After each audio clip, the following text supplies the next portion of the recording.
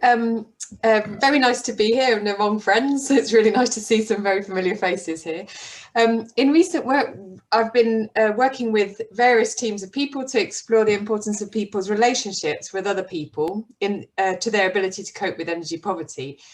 The work's grounded in relational sociology and in critical realism, but it's also drawing on the capabilities approach to explain how people's social relations shape their energy consumption and their ability to cope with energy poverty. I'm not talking about very new work today, so those of you who've read some of the stuff I've written won't get any surprises. I didn't get much time to do very much last year, but I will mention some new work at the end of the talk. So I'm going to give a detailed example in order to talk through some of these ideas, an example of somebody's lived experience in order to talk through some of the ideas and to explain how we've used capability approach to explain how we've used that to explain the impact of social relations effectively. So what do we mean by social relations? Citing Tom and myself here in a paper in Nature Energy, we argue in this paper that to understand energy consumption as a solitary activity engaged in by individuals is commonplace but really misleading, because people are social and their connections to each other impact on the way that they consume. And so in the paper, we propose a typology of that you can see on screen of types of relationship. Very briefly, we characterize these into relationships with friends and family, relationships with agencies and communities, and relationships of identity. And we argue that understanding people's relationships offers new ways of thinking about how to intervene from a policy perspective. But it also tells us a lot about how people consume energy. So energy consumption is social, as I've said, and I'll be referring back to some of the other ideas in this table as I go through. So I thought I would start by introducing you to Usha. And this is from an interview I did in 2016. And I will elaborate the idea of social relations by talking about her case and pull out the key message about social relations on the slide as I go. So Usha is 35. She lives with a daughter who's 10 in a small privately rented house in Bradford, which is poorly insulated and poorly maintained.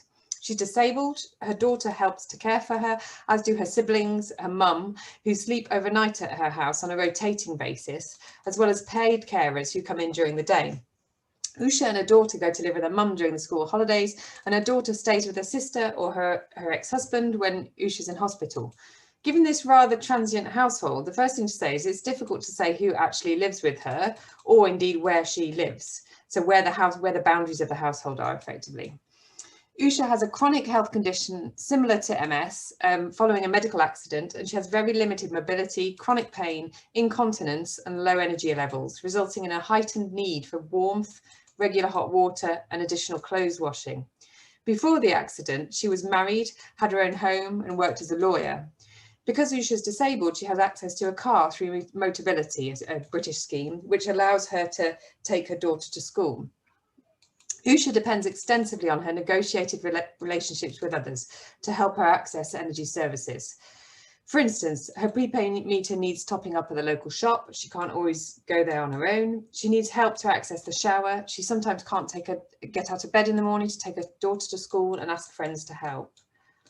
Usha also frequently borrows money from family for her energy bills. They're reasonably sympathetic about repayments, and a local energy advice service has helped her to switch suppliers, but having a prepaid meter is a condition of her tenancy, so she's sort of constrained with that.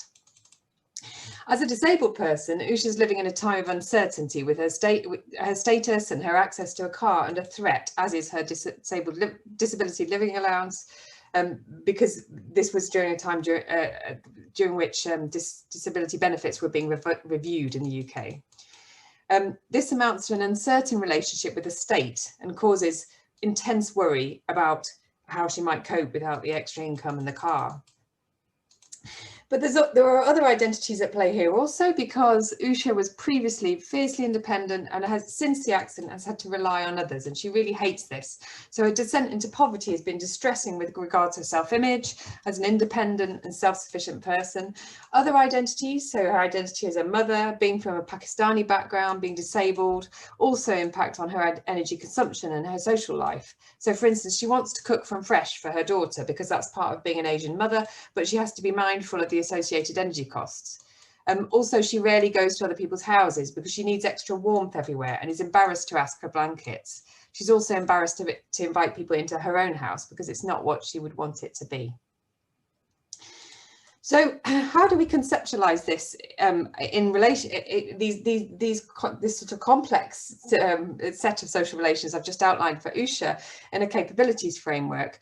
In the paper at the bottom of this slide, we theorize the idea of social relations by bringing Sen's and Nussbaum's work together to articulate 3 capabilities that are associated with social relations. 2 are from Nussbaum's affiliation capabilities. The third is from is more built on Sen. So briefly, that's the capability to have meaningful relationships, the capability to have dignity, and the capability to participate in society. Thinking back to Usha, you can see these 3 are relevant in her story. So for number 1, the support of her friends and family day to day, it shows that capability to have meaningful relationships is functioning for her. She in the sense that it's supporting her through this difficult time. On the other hand, it's not when she's not able to go to other people's houses. And maybe that's connected to the capability to have dignity. So she really strongly feels the stigmas around disability and poverty. And that affects her sense of self and shapes how she asks for help and who she's prepared to ask for help. The third one, the capability to participate in society, we don't see so strongly in Usha's case. Certainly she doesn't talk about this, but we do see it in other places. And some of the work that Sergio Tirado Herrera has done in Barcelona, for instance, around campaigning on energy poverty issues is quite interesting here, but also maybe points to the need to ask more questions about participatory justice in this field, I think, because this kind of associates really strongly with participatory justice. The nice thing for us about using capabilities approach is it really allows us to see some agency here. And I feel like we tend to describe energy poor households as really stuck, trapped in circumstances. And when you start looking for capabilities, you can see where the agency is at play. And I think that's a really positive thing, because there is always some agency, even if there's also a lot of constraints. But the constraints are what I'm going on to in the next slide. So as well as thinking about capabilities and so social relations and how they create those capabilities that associate with social relations turn into functionings, we're also thinking more broadly about the social relations that keep people from achieving those functionings effectively. And Sen here talks about how social exclusion is kind of both shaping capability deprivation and a result of capability deprivation. So it's almost like an input and an outcome of capability deprivation. And for us, when we're explaining social relations as capabilities, as on the previous slide, that doesn't feel like enough to really identify where agency is or is not present, but also to identify what shapes that agency, something that Sid referred to earlier on, I think. So in our work, we characterize how social relations act as a context as well as they act as capabilities in themselves. And for instance, in Usha's case, the sorts of contexts that shape her capabilities would include that stigma and prejudice against disabled and poor people, the definition of disability by government, the associated support available, the policing of that definition, the role of the extended family in Pakistani British culture, and the associated expectation and provision of inter-household personal care, and then the fact that she's living in rented, that restricts her agency in terms of the choice of supplier, and there are limits as to what the landlord will do in terms of the fabric of the home. So social relations can also shape people's access to energy in this more structural sense. So the key messages from our work, I would say, is that the capabilities approach is really useful for explaining the role of social relations in giving access to energy services, both in defining what they are, social relations are, but also in explaining how they shape that access. People's relationships are definitely important as a context for capabilities to function, and also as specific capabilities which allow access to energy services.